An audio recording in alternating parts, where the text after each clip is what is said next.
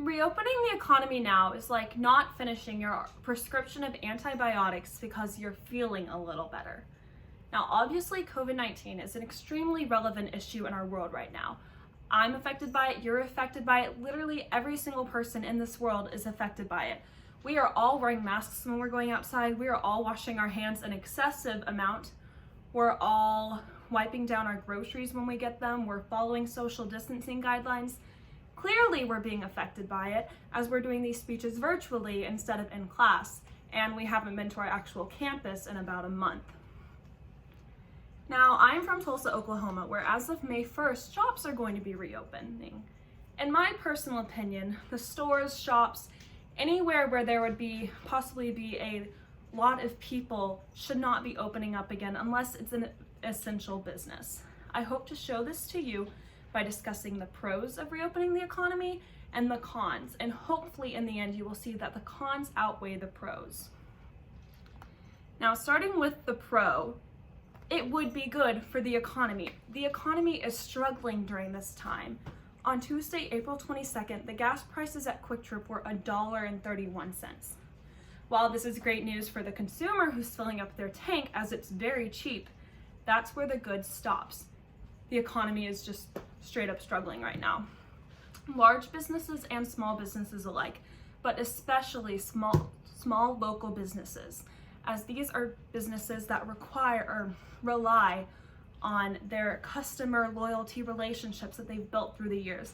And while they might be able to arrange something so that they can still be open during this time, like online orders or pickup, it's still probably not bringing in the same amount of revenue.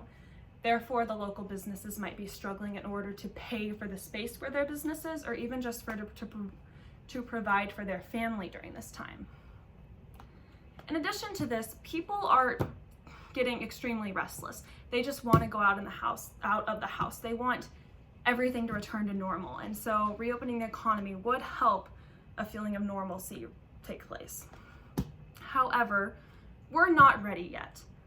On April 22nd, 2020, the governor of Oklahoma, Kevin Stitt, said some businesses may reopen as of May 1st, and this is from the Tulsa World newspaper. This will likely cause the number of people infected to increase. For example, on Newsweek.com, they said that the state of Kentucky has the highest number of corona cases they have had after a week of protests to reopen the state. Now, this is simply from people protesting, and while these people most likely weren't following the CDC guidelines and social distancing, it's still not everybody in the entire state, and it's still in a fairly small location, as the protesters were all in the same area and not outside of that. So imagine what would happen if we were to just reopen and life would continue as normal. If everybody in the state was to move around again, cases would likely increase rapidly. Not all politicians agree with Stitt's decision. Mayor of Tulsa, G.T. Bynum, said in an article in Tulsa World newspaper, "We are looking for data that shows it is safe to begin rolling the regulations back, and then we will do those in phases." He has also previously said that he will follow science, which includes the recommendation of the Centers for Disease Control and Prevention, the CDC, who have stated that they do not think it's a good idea to be opening up stores right now, and we should still be following social distancing guidelines. He has also stated that there are requirements to reopen. He stated that on April 24th, 2020. And while Tulsa has met most of those requirements, there's one which they have not met at all, and that is the requirement of cases decreasing only for 2 weeks. Tulsa cases have still been steadily increasing. However, he says he can't do anything about this if the Tulsans are restless and want to go back to life as normal.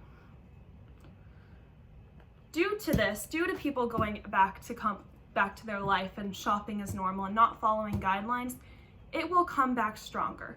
If we reopen now, we're just going to have to close up again as conditions will worsen. We will likely have to be locked up for longer as well.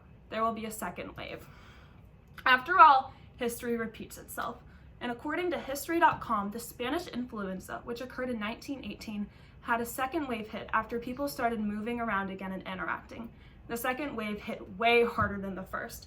The first killed about 3 to 5 million, and the second killed 20 to 40 million. In addition to this, Dr. Anthony Fauci, a member of the White House Coronavirus Task Force, said in an interview with Time, "We're not ready to reopen the country yet. It isn't the right time." He said the precautions we've been doing of people wearing masks, staying 6 feet apart, and not having large gatherings are the best and the most effective things so far that have stopped the spread of the virus. Though we're all getting cabin fever and we just want to go outside, we want to go to the stores, we want to go shopping, we want to go to the movies, we want to hang out with our friends, we should be listening to the medical professionals instead of our wants. In conclusion, the bad outweighs the good. While nothing that is happening now is an ideal situation, and people are sick and tired of being quarantined, it's for the best. Reopening the economy would not only cause the number of people infected to increase, but doctors and nurses are already struggling with the amount of cases as it is, and an increase in those cases would only make matters worse. We must stay inside, and as much as we hate it, finish our prescription of antibiotics. Even if things are looking up, it's better to be safe than sorry. Do you want yourself or a loved one of yours to get sick due to society's impatience? Thank you.